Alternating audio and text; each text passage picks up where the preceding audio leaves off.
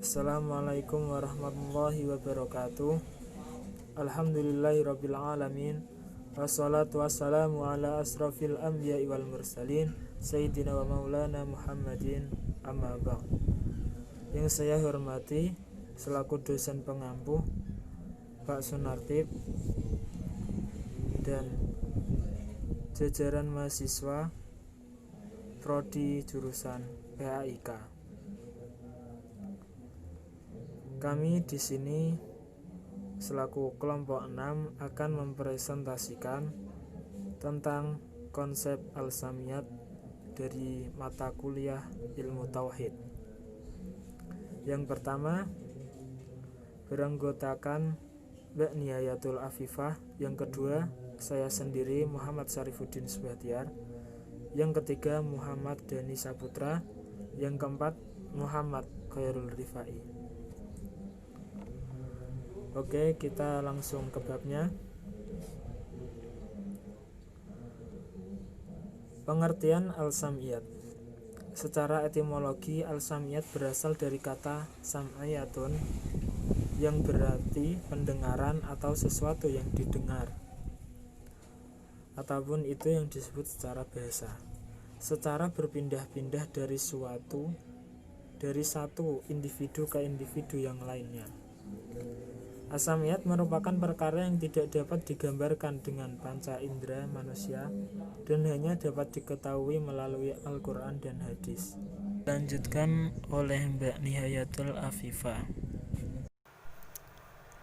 Adapun perkara-perkara yang termasuk dalam al-sam'iyat adalah alam kubur, hari kiamat, malaikat, jembatan Syirot, padang mahsyar, surga dan neraka, bahkan jin dan setan. Kita sebagai umat Islam wajib meyakini akan adanya sam'iyat, walaupun hal tersebut hanya dapat kita ketahui dari Al-Quran dan hadis. Dalil kewajiban beriman dengan perkara sam'iyat seperti yang Allah firmankan di dalam Al-Quran. Bismillahirrahmanirrahim. Alladzina yu'minuna bil ghaibi wa yuqimunas sholata wa mimma razaqnahum yunfikun. Yaitu mereka yang beriman kepada yang gaib, yang mendirikan sholat dan menafkahkan sebagian rezeki yang kami anugerahkan kepada mereka. Jin dan malaikat. Secara mendasar, malaikat dan jin merupakan makhluk hidup ciptaan Allah Subhanahu wa taala yang mana mereka bersifat gaib. Sebagaimana Al-Qur'an telah menerangkan adanya satu jenis dari alam gaib, yaitu malaikat. Al-Qur'an juga menerangkan satu jenis yang lain yang dinamakan jin, tetapi keterangan Al-Qur'an di sekitar jin tidak serupa dengan keterangannya dengan sekitar malaikat. Tetapi Allah menyinggung asal kejadiannya. Firman Allah, dan jin kami jadikan sebelumnya dari api yang sangat panas. Kemudian Tuhan telah menciptakan jin dari api yang sangat panas. Assalamualaikum warahmatullahi wabarakatuh. Ya, saya di sini akan melanjutkan presentasinya dari Mbak Nihayatul Afifah dikarenakan Mas Muhammad Daninya tidak bisa ataupun tidak ada respon dari grup kami ke pembahasannya, yakni menurut ketetapan Al-Quran, malaikat-malaikat itu adalah alam gaib, bukan alam benda. Sifat dan keadaan malaikat itu: 1. Dapat menempatkan dirinya di dalam benda.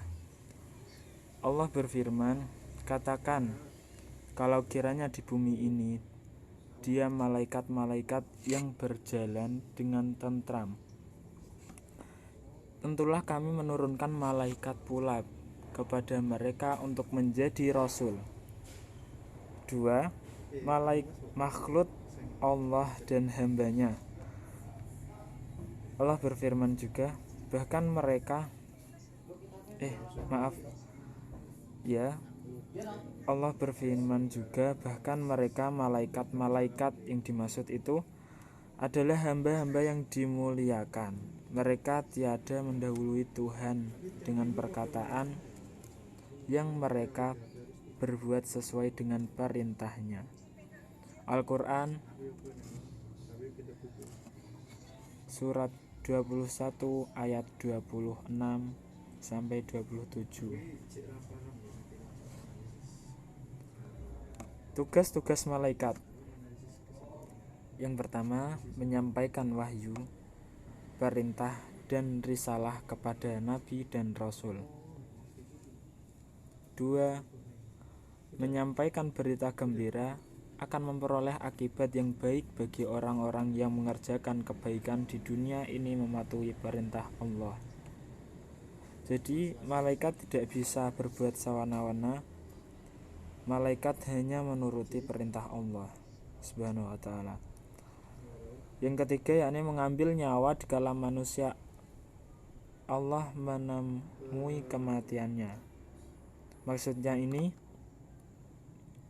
malaikat ini akan mengambil nyawa mengambil nyawa manusia dikala Allah mengutus atau sudah ada di catatannya itu bahwa manusia sudah takdirnya akan kematiannya, dan malaikat akan mencabut nyawanya itu. Yang keempat, tugas lain yang diistimewakan Tuhan untuk masing-masing, tetapi tiada hubungannya dengan kehidupan dan urusan kebendaan dari manusia di dunia ini. Sekian. Wassalamualaikum warahmatullahi wabarakatuh. Karena ini akan dilanjutkan dengan Mas Rifai. Surga dan neraka. Secara bahasa, surga disebut dengan al-bustan, yang artinya kebun atau sebuah kebun yang di dalamnya terdapat pepohonan. Bangsa Arab sendiri menyebut kebun kurma sebagai al-jannah.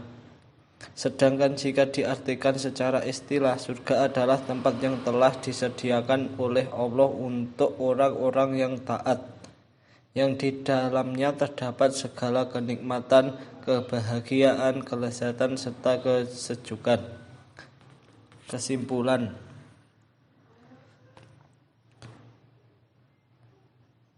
jin dan malaikat.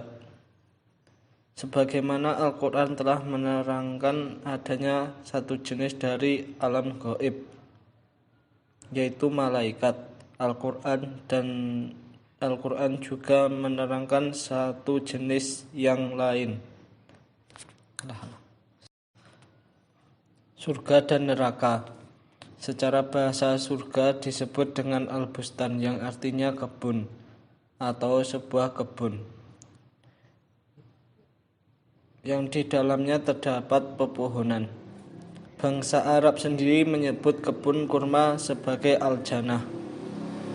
Sedangkan jika diartikan secara istilah, surga adalah tempat yang telah disediakan oleh Allah untuk orang-orang yang taat, yang di dalamnya terdapat segala kenikmatan, kebahagiaan, kelezatan, serta kesejukan.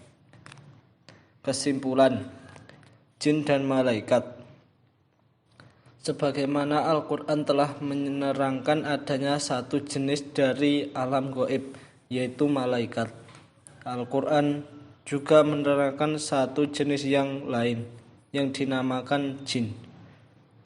Tetapi keterangan Al-Quran di sekitar jin tidak serupa dengan keterangan dengan sekitar malaikat. Tetapi Al-Quran menyinggung asal kejadiannya, surga dan neraka.